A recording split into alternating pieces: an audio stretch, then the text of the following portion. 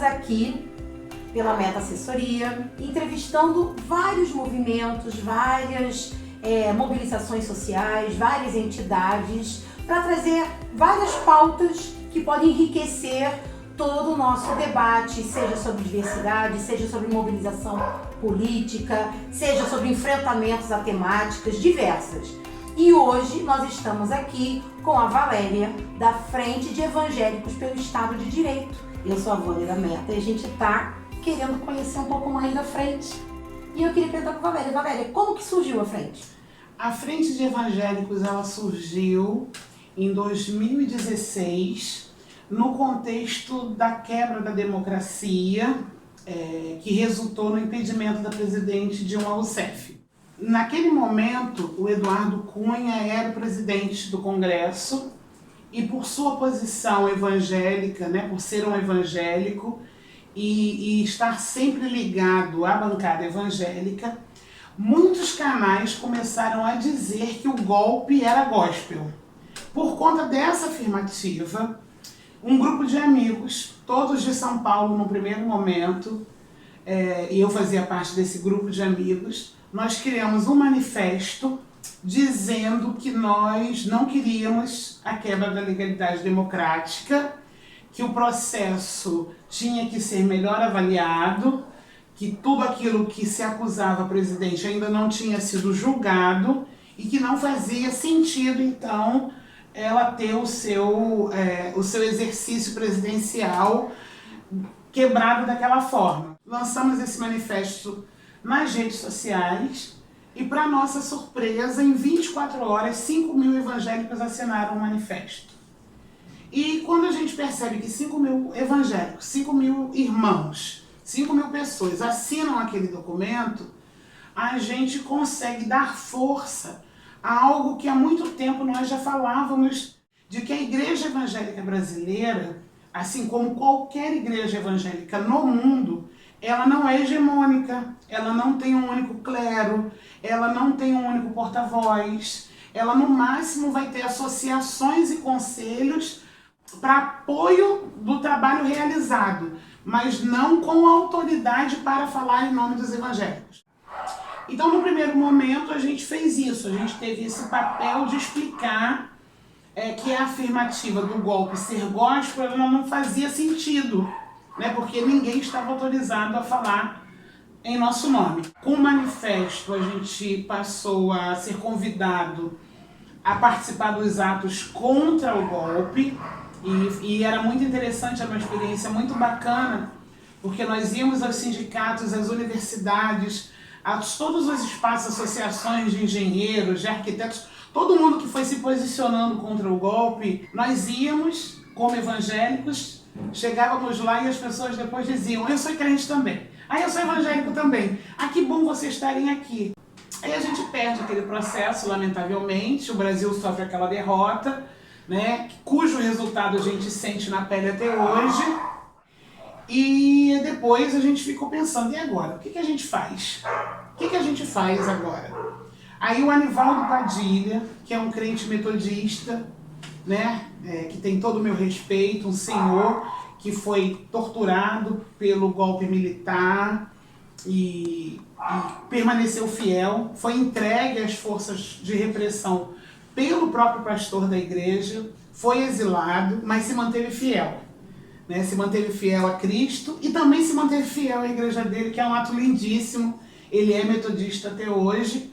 E o Anivaldo, então, numa conversa comigo e com o pastor Ariovaldo Ramos, diz: por que não montamos uma frente? Nós vimos que temos pessoas, Então, vamos montar uma frente. Com a compreensão de que as pessoas que assinaram o manifesto, elas assinaram o manifesto, elas não aderiram a uma frente. Então, um segundo momento foi tentar se comunicar com todas as pessoas que escreveram o manifesto se elas queriam aderir a uma frente. E a gente foi fazendo esse trabalho nos 6 primeiros meses que a gente se autodenominou Frente de Evangélicos. A gente tinha cerca de 2.000 pessoas inscritas e assim fomos, e hoje nós temos núcleos constituídos em quase todos os estados do Brasil. Então a gente ainda não tem ferramentas e tecnologias que permitam conectar todas as pessoas interessadas em fazer parte da frente, mas a gente segue trabalhando por isso. Pensando na frente, qual é a principal atuação? Quais são as principais pautas que a frente tem no seu contexto hoje, na conjuntura atual? Dá para fazer uma enciclopédia sobre isso, né? Diante de tudo que a gente está vivendo nos dias atuais. A frente, ela é um movimento político de defesa da democracia. A democracia é o grande guarda-chuva que a gente tem. Isso envolve muitos temas, né? Não é possível ter democracia se não houver justiça racial, não é possível ter democracia se os direitos das mulheres não forem respeitados, não é possível ter democracia se não considerarmos o direito das crianças, né? É bom lembrar que as nossas crianças estão sofrendo e sofrendo muito, e elas muitas vezes são obrigadas a deixar de lado a infância, têm a infância roubada por conta da desigualdade e da iniquidade do nosso país. É necessário a realização do censo, né? A gente perdeu muito por esse governo ainda não ter realizado o censo, a gente não tem nenhuma perspectiva disso, mas o censo é importante porque ele faz um raio-x da nação e a gente precisa desse raio-x para construir políticas públicas que sejam eficientes. Então, sem o censo, a gente fica tateando, né, vendo os problemas surgirem, né, como um monstro de diversas cabeças, sem saber qual cabeça atacar primeiro para que a gente possa minimizar os impactos desse retrocesso que temos vivido desde 2016 e que se agravou, né, com a eleição de Bolsonaro em 2018 e se agrava mais ainda durante a pandemia. A gente tem uma multiplicidade de pautas, todas muito urgentes. E com a Covid, com a pandemia, a frente teve que girar todo o seu movimento, né, como fizeram diversos movimentos e diversas organizações, para combater a pandemia. E combater a pandemia nada mais era, né, é triste isso, é exigir do governo políticas de proteção. Tanto de proteção sanitária, né, a gente sabe, agora a gente já tem uma boa parcela da população vacinada, mas a gente está aqui para não esquecer que isso foi uma conquista de luta, e foi uma conquista de luta da sociedade. Pelo governo que está aí, nenhum de nós tomaria vacina. Né? É muito importante a gente destacar isso. Não houve favor, não houve uma mudança de mentalidade, ao contrário, houve uma pressão da sociedade civil em prol da vacina e que a própria sociedade reagiu bem, né? Tanto que hoje a gente tem proporcionalmente mais vacinados no Brasil do que americanos vacinados nos Estados Unidos. A gente vê os problemas acontecendo na Europa, que tem uma margem menor de vacinação do que a nossa. Então é uma falácia de que o brasileiro não gosta de vacina. Mas a gente parece que foi ganhando essa batalha e hoje a gente tem ainda, lamentavelmente, cerca de 200 mortes por dia por Covid. Isso é muito alto, mas para um país que chegou a índices que nós chegamos, a gente segue ainda nessa batalha das medidas sanitárias, né, as medidas sanitárias que precisam ser tomadas, das medidas sociais, porque muita gente se viu obrigada a ir para a rua no período mais duro da pandemia para garantir a própria sustentabilidade sua e de sua família. Isso foi criminoso, né? Essa foi uma relação criminosa, e quando o governo cede a um auxílio de forma tão ineficiente que as portas das caixas econômicas ficaram com filas imensas e com aglomerações, o contrassenso de tudo que vínhamos falando, quer dizer, a humilhação que os pobres foram submetidos para receber um auxílio. Então nós giramos toda a nossa força nesse combate da pandemia, que ainda se faz necessário, até que a OMS diga acabou. A OMS ainda não disse que acabou, e deve demorar a dizer justamente por conta da iniquidade. É um movimento de crentes e a gente fala muito a Bíblia fala muito de iniquidade.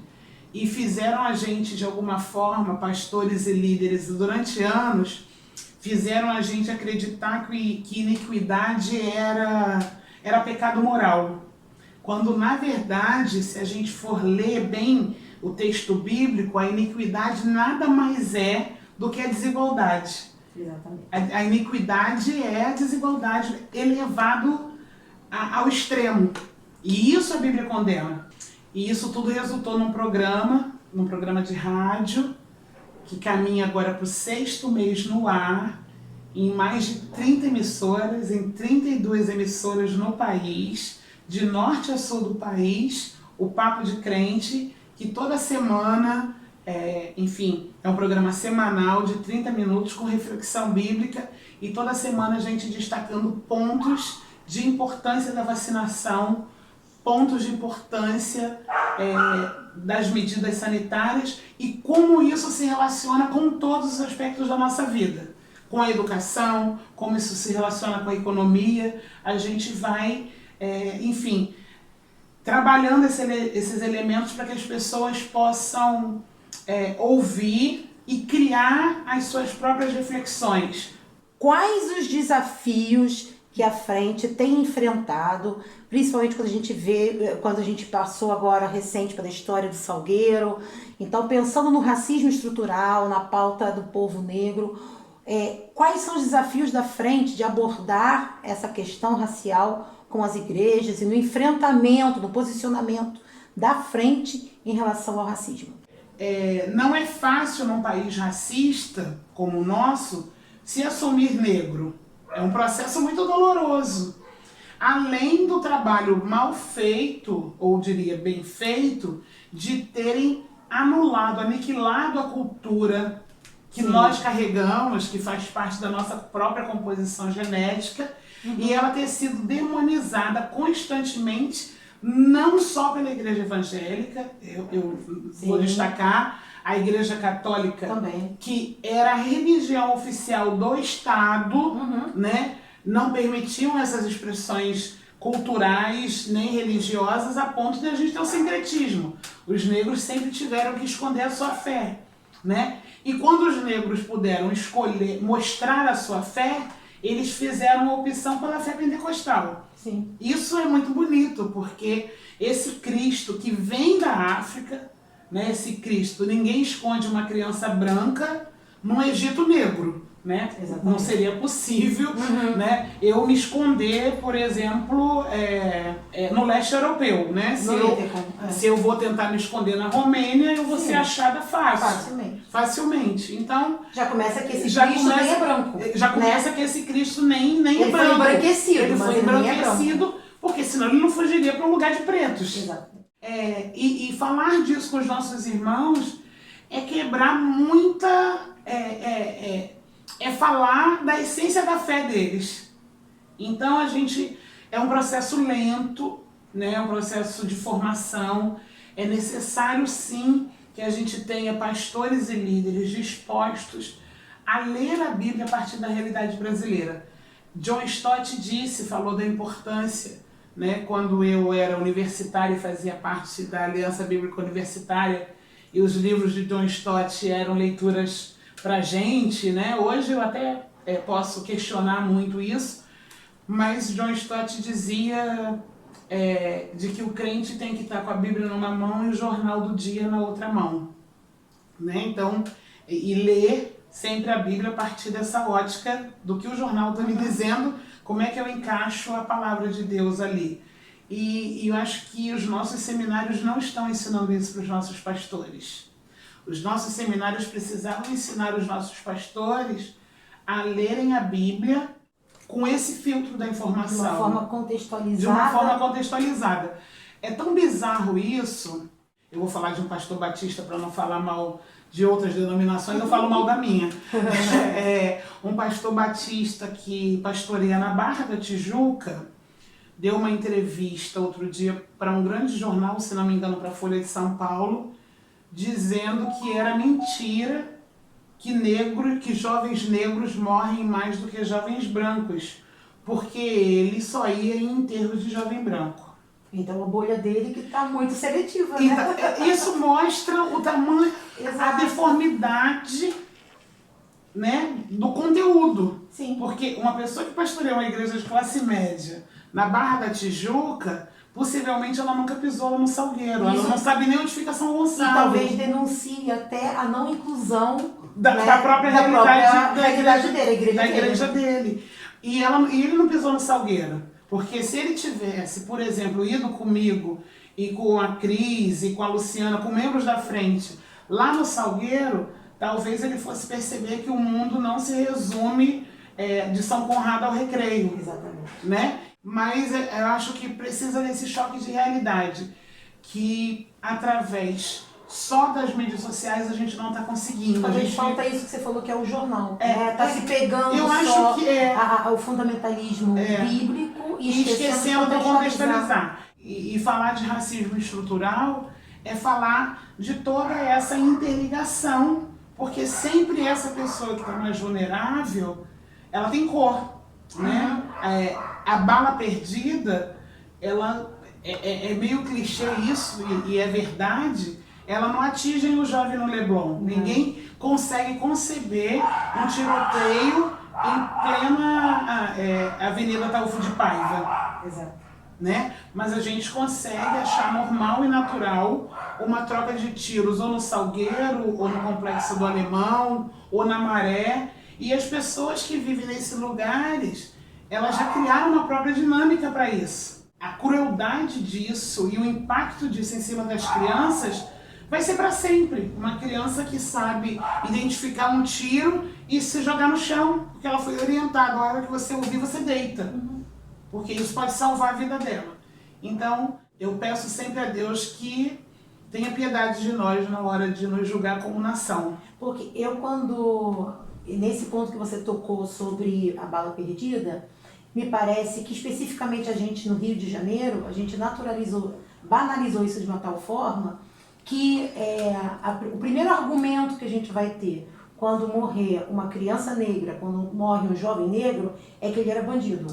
Né? E aí eu fico pensando, qual é o desafio, ou qual deveria ser o papel, e aí eu digo das igrejas, porque aí são muitas, como você né, começou dizendo, que não é hegemônico, né? Cada um tem as suas próprias características, os seus próprios credos. Mas qual é o desafio da frente em relação a isso, e qual deveria ser o papel da igreja em relação a essa banalização da violência do povo preto e como combater essa banalização da violência? Né? As igrejas, eu acho que numa tentativa, primeiro, as igrejas foram coniventes com a escravidão, né?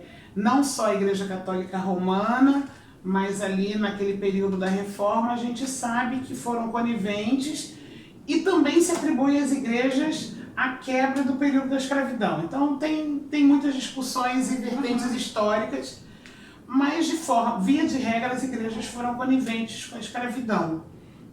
Elas lucraram com isso e criaram o que é verdade. Elas destacaram do texto bíblico que diante de Deus nós somos todos iguais. Isso é verdadeiro, diante de Deus nós somos absolutamente todos iguais. Só que elas só esqueceram de dizer que diante um dos outros nós não somos iguais.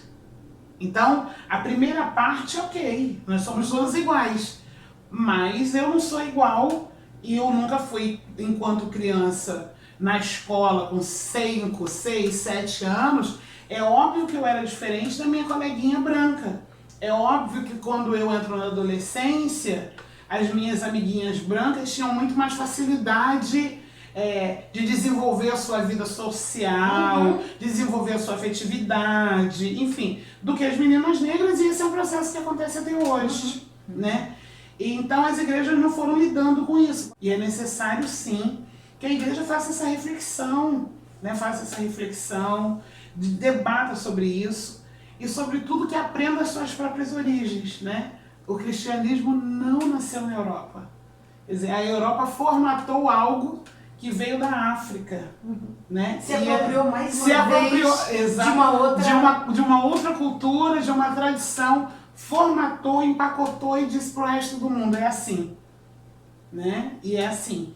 E isso é muito triste, porque eu sempre penso do primeiro milagre de Jesus, né? A lindeza de transformar água em vinho numa festa. Ninguém vai para uma festa para ficar sentado quieto, né? Se eu vou para uma festa, vai dançar, eu quero dançar, eu quero conversar, eu quero estar com os meus amigos. E a igreja engessou tudo isso. A igreja engessou o nosso corpo, a igreja engessou o nosso pensamento. Formatou um modelo de alegria. Formatou um modelo de alegria, né? A gente vira pro seu irmão. Isso. Né? Até isso foi formatado. Abraça o seu irmão agora. E muito triste formatar isso para um povo que gosta de se abraçar, para um povo que é o povo da festa. E que faz a maior festa do mundo. Exatamente. É esse povo que foi engessado por conta disso tudo. E isso passa muito pelo racismo, né? E talvez o carnaval continue, e eu espero que seja cada vez mais a maior festa do mundo, e que crentes, enfim, entendam que isso é parte da nossa cultura, e acho que é a maior festa do mundo, porque é justamente quando o negro trabalhador pode ser o dono da festa. Exatamente. É justamente a festa em que o negro oprimido pode se fantasiar do que ele não é no dia a dia. Isso é o grande encanto que a igreja não entendeu. Porque se a igreja entender isso, eu acho que as relações todas passam a ser transformadas, né? A gente não tem que se conformar com esse mundo, mas é justo que a gente olhe para esse mundo e tire dele o que sirva de modelo para nós, né, que vivemos debaixo da graça de Cristo. Então, tudo que a gente faz, tudo que a gente quer, combater o racismo, combater a iniquidade, combater o pecado, né? Racismo é pecado. Né? A gente fala que racismo é tudo menos que é pecado. Não, racismo é pecado. E tudo que a gente quer é para a honra e glória do nome dele, para que o reino dele se estabeleça e a gente tenha as estruturas e as relações transformadas. Bem, Valéria, para encerrar esse breve diálogo que a gente teve, que outros pontos importantes nesse processo de ampliar à frente, de ganhar mais espaços, de mobilizar outras pessoas, que pautas ou que considerações que você gostaria de falar para quem está ouvindo a gente? Eu falei muito sobre igreja, né? Sobre a igreja repensar, sobre as lideranças repensarem, mas é muito importante destacar que a frente não é um movimento de igrejas. A frente é um movimento de evangélicos, de pessoas que declaram a sua fé em Cristo, porque dessa forma a gente nunca pretendeu fazer ingerência sobre qualquer igreja. Esse é um papel teológico. A frente não é um movimento teológico, a frente é um movimento político e que independe de teologia. Então, se é o cara que gosta da missão integral, se é o cara que gosta da missão urbana, da teologia da cidade, a frente não é esse espaço para discutir teologia. A gente gostaria de ver uma formação que levasse em consideração a realidade brasileira, mas a frente é um movimento de pessoas. Pessoas que acreditam que é possível construir um país melhor, né? E que a fé seja um grande motivador para ela, para transformar a realidade desse país. E essa transformação veio da compreensão da Bíblia, de buscar o melhor. E isso não passa pela meritocracia. Não. Isso está muito longe do que é mérito. Isso está só de que é preciso construir um mundo melhor para os meus e para os outros. Mas você não acha que essa temática de construir um mundo melhor está muito hoje, nesse mundo polarizado que a gente está vivendo, como se, então, isso é um movimento partidário, então, somos todos comunistas, então, como é que fica? Porque a defesa da democracia, ela é transpartidária. Deveria, mas a gente não sabe em que buraco a gente entrou, que colocaram a defesa da democracia dentro do campo ideológico. Exatamente. E isso é a grande confusão que a gente está vivendo nesse momento. As pessoas que fizeram isso, né, que construíram esse discurso de que a democracia está dentro de um campo ideológico, elas não conseguem, ou melhor, elas não entenderam que elas podem ser vítimas do próprio discurso que elas carregam. Quer dizer, e é tão bizarro que a gente consegue ter movimentos contra a democracia dentro da democracia.